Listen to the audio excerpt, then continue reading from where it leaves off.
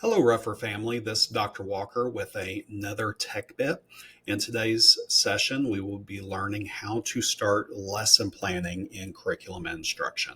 This is part 7 of the series. In the previous parts, we learned how to set up our lesson planner to be able to begin lesson planning. Our hope is that as we move to this new lesson planning template, this will increase the amount of collaboration that we see amongst grades and amongst teams to be able to build powerful, meaningful lesson plans that can really guide our Tier 1 instruction as we move forward. We want to be able to assure that as a district and as a team, we are really monitoring to see what's working and what's not working. And as we go forward in the future, we'll be able to find other practices or other resources that might be able to help our students just flourish in ways that we haven't seen before. So this is really a push to increase the efficacy of our Tier 1 instruction as a district. And this is the process that we will be using to monitor what is going on. So to be able to create a lesson plan in curriculum instruction, you will press Lessons and start off by choosing Daily Planner. Daily Planner does give you a one-day look of your lesson plan. It has all the classes that you scheduled. If you pressed the Weekly Planner, it will have a multi-day look of your lesson plan. In the lesson planner, you will see the same box sections no matter where you're at. You do have a template or an add content button. I have created a template that is available for all of us to be able to use. And so you will click Choose Template and choose Literacy First Template and hit Save. And then this is our template that we see.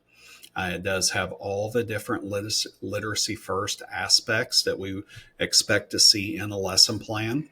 And so if you still have your lesson plan saved from last year and there are aspects of it that you want to utilize here, you can copy and paste the different areas that do meet the literacy first template. Also, with many of our new curriculums, it's very easy to be able to utilize their templates or even artificial intelligence to help build meaningful lesson plans with this different template. It is important to notice a few different areas in this. It does start off with Oklahoma state standards and WIDA standards. And I have typed in here, please select the standards from the drop-down bar. That drop-down bar is actually found below the lesson plan.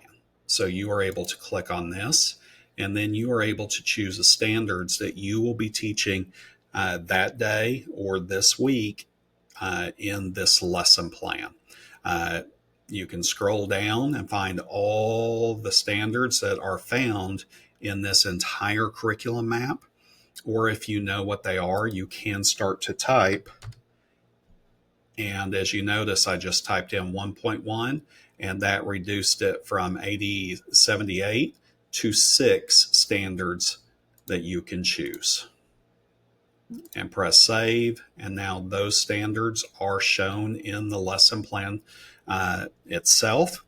And as the year goes on, we're able to see how many times those standards are taught in the class. So I will do that for the Oklahoma Academic Standards and the WIDA standards. Now I will put my objective in, what students will know, understand, and do, any materials that we might need, copy and paste the academic vocabulary as needed, and fill out all the different areas of the lesson plan that we might have.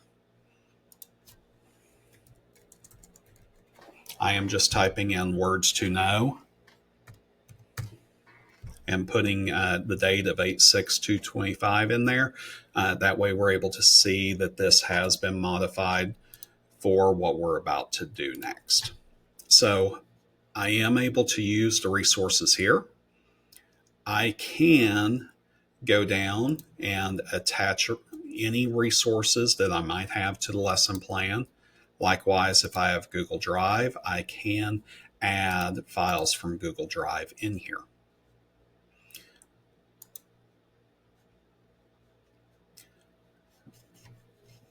I do highly recommend you give this a lesson title of some kind. And the reason for that is as we go forward and you share these lessons with other people, it makes it a little easier to have the title. So one recommendation might be, what unit it is, what week or what date, and that way it makes it easier once you share the resource or the group of lessons with other staff members. Once you have the lesson plan created, if I go to Weekly Planner, I'm able to see my lesson plan is available with information on it. After this is created, I actually have the option to where I can copy the lesson and move it to the next day.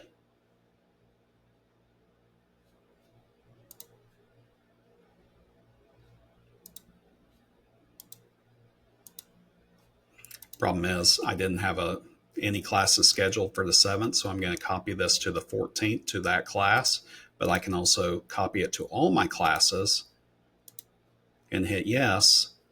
And then when I go to the 13th, I'm able to see my lesson plans already there. Now I can go in and make whatever adjustments I need to make to that original lesson plan. So this is a great way for you to be able to create your main template and adjust the parts of the lesson plan that you need on a daily or weekly basis. And again, in a future video, I will show you how to be able to share that with other people in your team, or even post that lesson plan in Schoology so parents have access to be able to see what's being worked on a weekly basis. Thank you for everything that you're doing. This is going to take some time for us to be able to master as a team. That is why we have an October 1st deadline to be able to move everyone to this. For those of you that are starting this journey early with me, thank you. We will learn together. If you have questions, feel free to reach out to me. I will be coming to sites and spending the day at sites to be able to work on lesson planning with all the teachers. Thank you and have a terrific year.